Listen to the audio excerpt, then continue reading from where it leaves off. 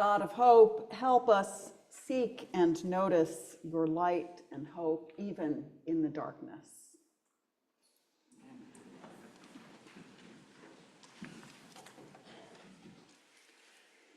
2 years and another lifetime ago, Saints Peter and Paul hosted a Thanksgiving dinner for our neighbors.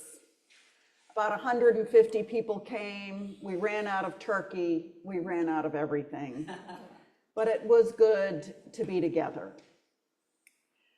In anticipation of the first Sunday of Advent, I passed around slips of paper to all the guests and asked them to write down what they hoped for. Some people handed me their slips of paper, others just left them on the table. It was heart-wrenching to pick up these slips of paper at the end of the day and read them all at once. I hope my son will be safe wherever he is. I hope there will be peace on earth. I hope I can see my kids over Christmas. I hope I can get back together with my ex. I hope I can get into housing. I hope my daughter is okay. I hope I hear from my son on his birthday. I hope I can get my car running so the heater works. I hope I can get enough work between now and Christmas to buy gifts for my kids. If I have to go to jail, I hope I can see my daughter before I go. It was heart-wrenching and it was hopeful.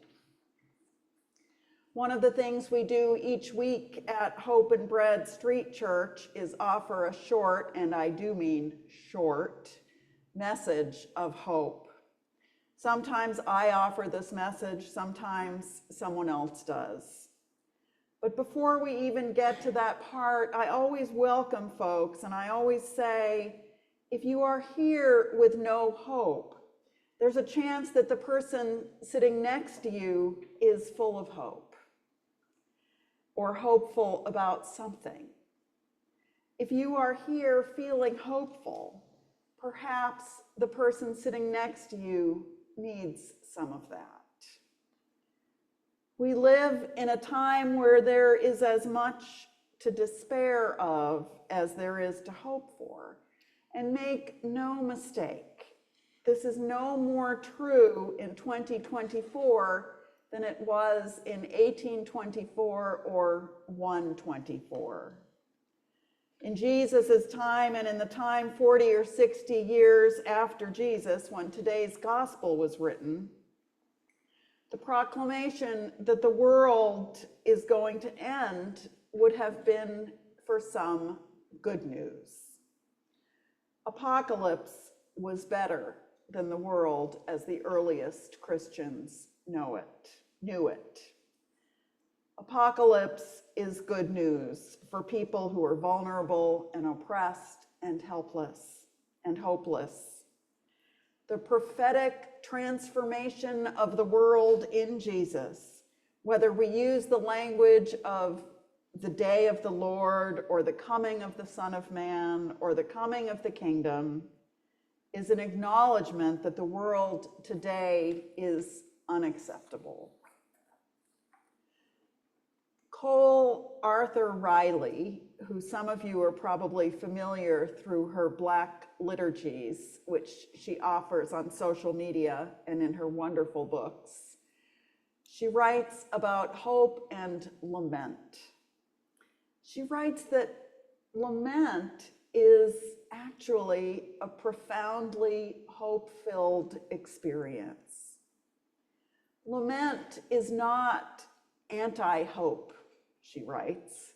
It's not even a stepping stone to hope. Lament is itself a form of hope. It's an innate awareness that what is should not be. As if something is written on our hearts that tells us exactly what we are meant for. Something is written on our hearts that tells us exactly what we are meant for. When we lament the situation of people living in extreme poverty in our own city or around the world, when we lament the destruction of lives due to war and oppression, we are expressing the hope that is in us. Lament is not the same as wringing our hands in surrender.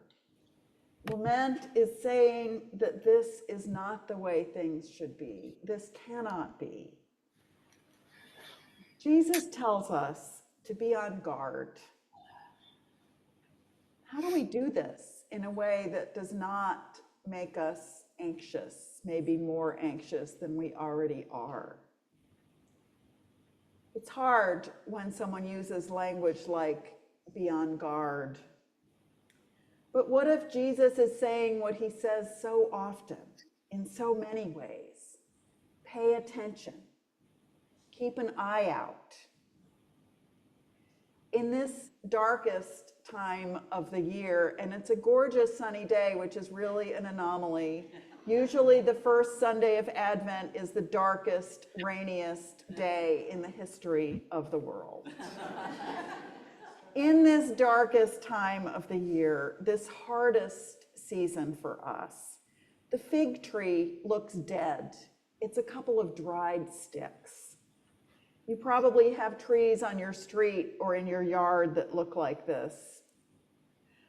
I'm the kind of person that needs to kind of scratch them with my thumbnail to make sure there's some green underneath the dead outer layer.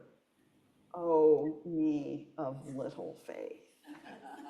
The fig tree lets us know it's not dead by putting out leaves and new twigs when summer is near.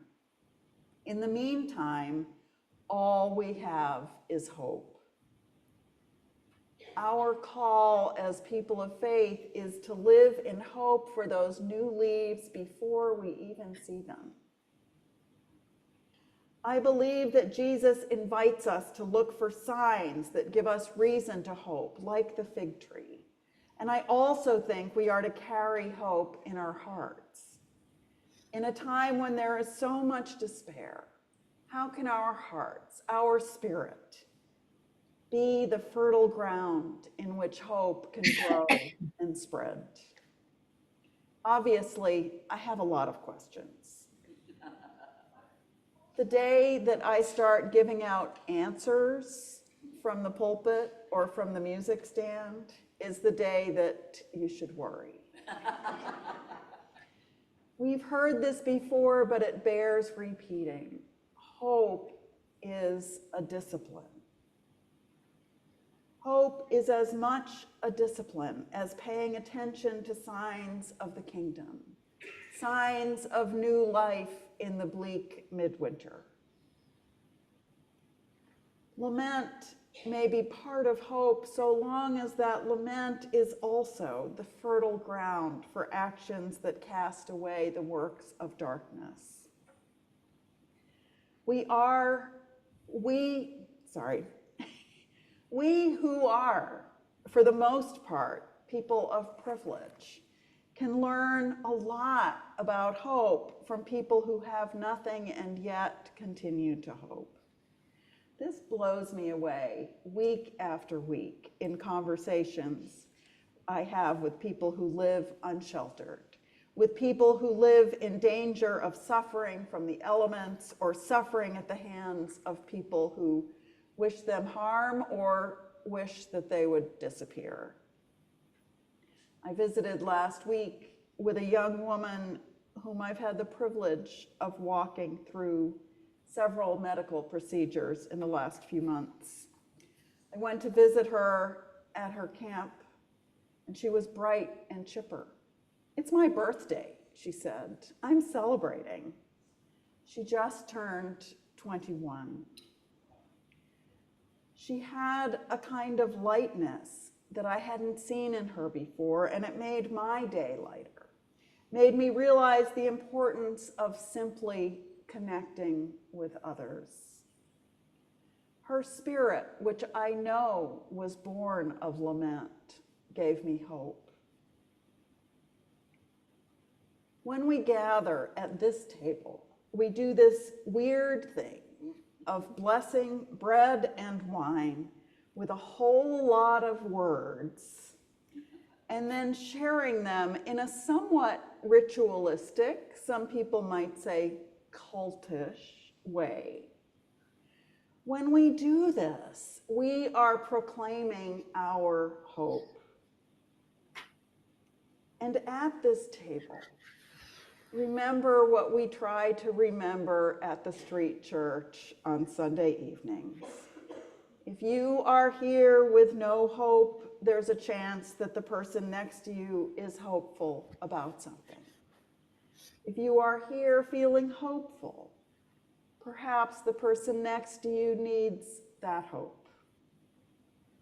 When we gather at this table, we proclaim a new reality where all are welcome, all are fed, and we live in hope. What we do here is as countercultural as proclaiming hope while living in horrible conditions, as countercultural as Jesus. Let this holy food and drink that we share together fuel us to cast away the works of darkness and put on the armor of light.